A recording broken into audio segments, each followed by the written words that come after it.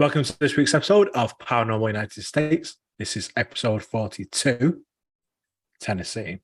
Yes, indeed. So Tennessee, famous for many things, and something not more famous than one of the most haunted places in America. Another one. Another one, yeah. I think every state that we've spoken about has got one of the most haunted places in the United States. So this is in the top 50, I suppose. So there are many ghosts and haunting tales in American history, but none of them are more documented and evident as the one I'm going to talk to you about today. Human interactions with this particular spirit entity date back to 1817. So what I'm going to talk about today is something that some people may know, may not have heard of before, called the Blair Witch. Yeah. So widely considered by ghost hunters and paranormal investigators as America's most haunted location, the story of the Bell family dates back to 1804, when John Bell moved his wife Lucy and their children from North Carolina to Robertson County in Tennessee, where he purchased a 320-acre farmland along the Red River. Nothing too unusual there, I suppose. They lived peacefully for 13 years, but in the summer of 1817, the family would experience things that would change their lives forever. What started as seeing strange animals on the farm led to hearing eerie sounds in their cabin. Several accounts varied on who or what was causing the disturbances or why they were being tormented in the Bell family.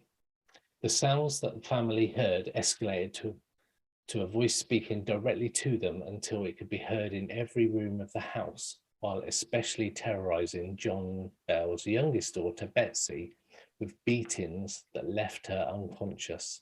Wow. So not only are we talking a few whispers around the house, we're talking in every single room and physical beatings of the youngest daughter, which is pretty unusual. Yeah, for sure. And pretty scary, I would imagine, because back then as well, when everybody sort of at that time was quite religious, there was like modern America was sort of forming properly. So yeah, that kind of thing to happen has got to be especially terrifying when you've just moved your family down a few years before and whatnot. So the notoriety of this unseen force spread throughout the countryside and left the Bell family with people camping out on their farm by the hundreds, hoping to witness the strange phenomenon. The Blair Witch, as it became known, vowed to kill John Bell and subsequently took credit for his death 3 years later, on December the 20th, 1820, when a vial was found next to his deathbed with a strange liquid inside. John Bell's death was attributed to the Blair Witch, making Tennessee the only state to recognize a person's death due to the supernatural, which is quite a cool thing to happen. The Blair Witch was also known for her accurate predictions of the future and her vows to John Bell's children of her return in future years. So, rewinding back to part of the story, it's alleged that a lady by the name of Kate, that the Blair Witch was formerly known as, was a lady on a neighbouring piece of farmland, and she got into a bit of a dispute with John, and on her deathbed she vowed to basically come back and kill John and his family. So nothing happened for several years, then boom, she's back with a vengeance. Wow. Yeah, so it was then that she would say she was going to return, and about 110 years later was when she was next sort of seen back in sort of the modern day, as it were. So around 1937. So it's a bit of an eerie sort of story. Ghost Adventures have also done an episode on the Blair Witch. And the entity, who would be called the Bell Witch, was described as having supernatural powers, including invisibility, clairvoyance, and telekinesis. And it's no wonder the bells felt haunted. The Bell property is, as you'll see, hauntingly beautiful. So I don't know if the Bell Witch and the things sound familiar at all. I don't know. I mean, I've heard of that before, and it does have some similar vibes to Skinwalker, with like strange creatures being seen, noises, things happening. Obviously, poltergeist activity at Skinwalker as well. So there's some sort of, maybe there is a similar something happening.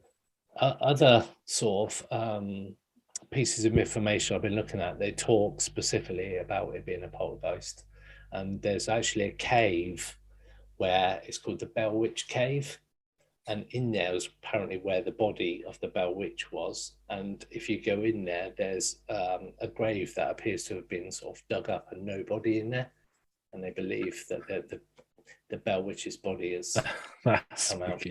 Yeah, you can go and do tours. There's sort of an underground area, so there's ghost tours and all those kind of things. That the state actually recognizes the Bell Witch as a thing, and as I say, the only state to recognize a person's death due to the supernatural, which in itself is pretty insane. Yeah, because I mean, obviously the vial with the liquid in was found next to him, so I think it happened now. It'd probably just be ruled as suicide, possibly, or some kind of investigation. Murder. Like a physical murder. Yeah, we could say like the daughter sort of being beaten up. I mean, I guess in modern times, or even I suppose back then it would have been as well, where like a family member would be sort of blamed or accused at least, rather than a witch of beating up a kid. 100%. I mean, nowadays it would just be classed as some kind of domestic abuse. And if you've seen the film The Babadook, don't know if you've seen that. Yes, yeah. You can I quite like that. It's a brilliant film. Film. I wanted to see it from the moment I saw the movie poster of just that weird character, the Babadook. Yeah. And I got from it like the mum's sort of spiral into like a depression kind of. The mum's losing her mind a little bit, and she's terrorizing the kid. And you can kind of see that could be attributed in this case as well. But it's convenient to blame an entity and whatnot. And I don't know if the legend of the Bell Witch sounds familiar. It's because it is wildly famous. Do you remember the Blair Witch Project? Yeah. It was inspired by the legends surrounding the Bell Witch. And they do talk, I think, in the film about the Bell Witch. They go and interview people about the Bell Witch. And this is where the inspiration for the sort of film came along. That's probably why I've heard it.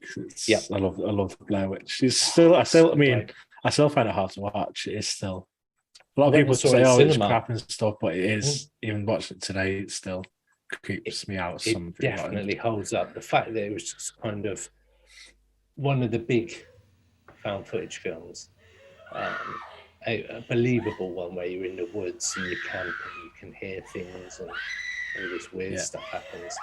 And the ending for me was the icing on the cake. I do love that film. So this is the Bell Witch. It's just a quick view of the things that have been happening in Tennessee's most haunted location, and that's episode 42, Tennessee.